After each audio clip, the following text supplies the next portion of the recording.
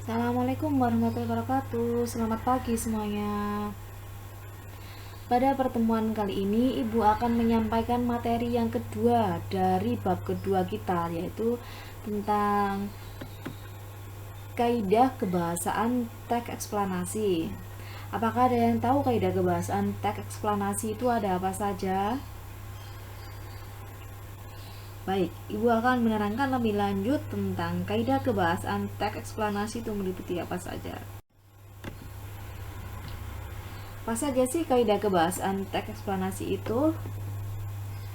Yang pertama ada konjungsi kausalitas. Yang kedua ada konjungsi kronologis. Yang ketiga ada kata kerja pasif. Yang keempat ada kata teknis atau istilah. Oke. Ada yang sudah tahu apa itu konjungsi kausalitas? Konjungsi kausalitas adalah konjungsi atau kata hubung yang menunjukkan sebab akibat. Ya, salah satu konjungsinya yaitu meliputi sebab, karena, oleh sebab itu, oleh karena itu, sehingga. Tuh, salah satu contoh konjungsi kausalitas. Konjungsi kausalitas itu ingat ya, konjungsi yang menunjukkan sebab akibat. Selanjutnya ada apa tadi? Yang selanjutnya ada konjungsi kronologis. Konjungsi kronologis adalah apa? Kronologis itu apa? Hubungan waktu yang menunjukkan secara runtut ya. Konjungsi kronologis adalah kata hubung yang menunjukkan hubungan waktu. Contohnya itu kemudian, ketika, lalu, setelah itu, pada akhirnya, dan lain-lain. Yang selanjutnya ada apa kaidah kebahasaan selanjutnya, yaitu ada kata kerja pasif. Nah, kata kerja pasif ini biasanya yaitu kata kerja yang berimbuhan di. Contohnya itu ditambah goreng menjadi digoreng. Contohnya ikan di kulkas digoreng kakak untuk makan siang. Oke, diperhatikan dan harus selalu diingat. Penulisan di kalau untuk kata kerja harus digabung tanpa spasi. Nah, jika di menunjukkan tempat harus dipisah. Seperti contoh di kulkas dan digoreng. Kemudian contoh yang kedua ada di tambah minum. Jadi diminum. Obatnya diminum oleh kakek 3 kali sehari. Kemudian ditambah lihat. Jadi dilihat. Contoh kalimatnya, pertandingan ini dilihat oleh ribuan pasang mata.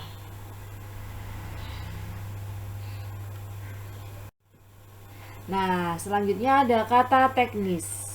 Kata teknis adalah kata atau istilah yang berhubungan dengan topik. Misalnya yang dibahas itu adalah topik tentang kelahiran. Maka dalam teks banyak ditemukan kata-kata yang berhubungan dengan biologi.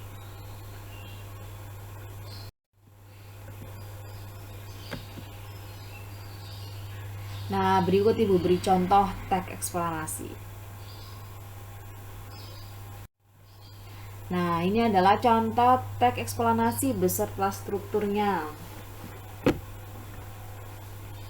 Yaitu tentang virus corona ya, contohnya ini.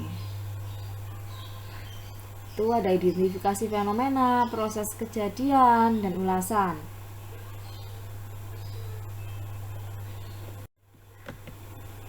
Lanjut kita analisis kaidah kebahasaan teks eksplanasi tentang virus corona.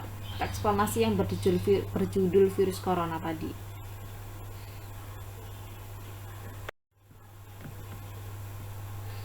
Nah, ini virus corona. Yang contoh yang pertama, analisis yang pertama ini kalimatnya seperti ini. Virus corona atau COVID-19 merupakan pandemi yang kali pertama ditemukan di daerah kota Wuhan, Cina pada akhir Desember 2019 lalu. Nah, ini ada kata kerja pasif sama konjungsi kronologis. Kata kerja pasifnya itu ditemukan, kemudian konjungsi kronologisnya itu lalu.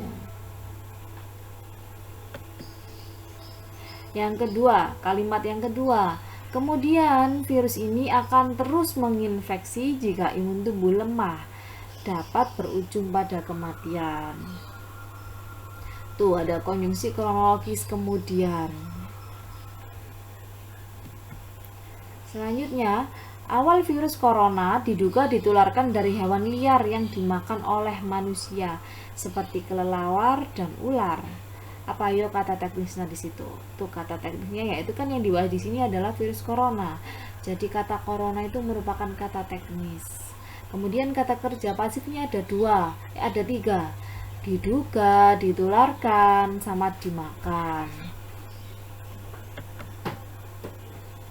Yang keempat, kalimatnya, karena penyebaran yang sangat cepat dan luas, virus corona telah ditetapkan sebagai pandemi global hingga saat ini.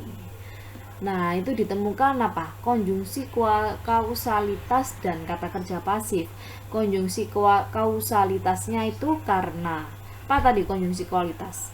Konjungsi kausalitas itu konjungsi yang menunjukkan hubungan sebab akibat. Di sini itu ditunjukkan dengan karena. Kemudian kata kerja pasif itu dengan ditetapkan. Oke, kalimat yang kelima, adanya COVID-19 ini menyebabkan banyak kerugian bagi semua pihak, sehingga tingkat pengangguran juga meningkat. Mana kata teknisnya? Nah, ini kata teknisnya ada lagi, yaitu kata COVID-19.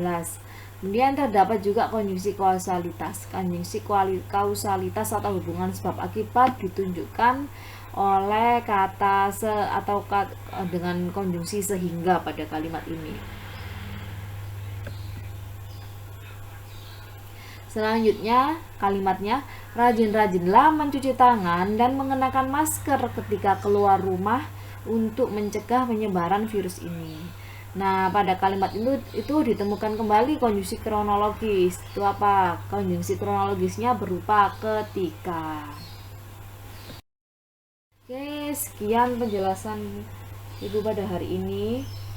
Semoga apa yang kita pelajari pada hari ini bisa bermanfaat untuk kita semua. Terima kasih. Assalamualaikum warahmatullahi wabarakatuh.